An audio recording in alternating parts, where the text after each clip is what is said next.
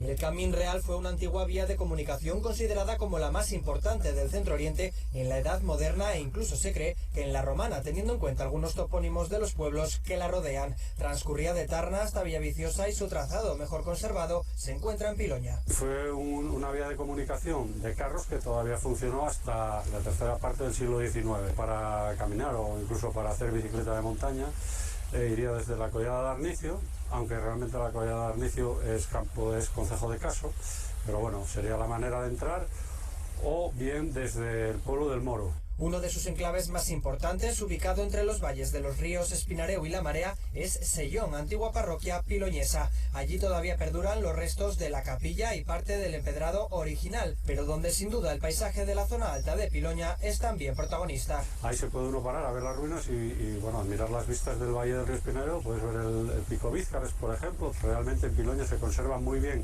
partes de la caja y del empedrado antiguo del camino, es en este tramo. Las vistas en general son muy buenas porque todo el tiempo vas por una zona de crestería, con lo cual vas viendo hacia los dos lados. Peñamayor podrías ver hacia el otro lado. En Pandoles, la antigua venta de Pandoles, que era una zona donde la gente se podía parar, descansar e incluso cambiar las caballerizas, eran las postas, ¿no? Había otra en la zona de Caso. La ruta de montaña cuenta con variedad de senderos alternativos, aunque algunas partes cuentan con cierta dificultad. En 2 horas se hace el tramo clásico que iría desde la Collada de Arnicio, acabaría en Pandoles.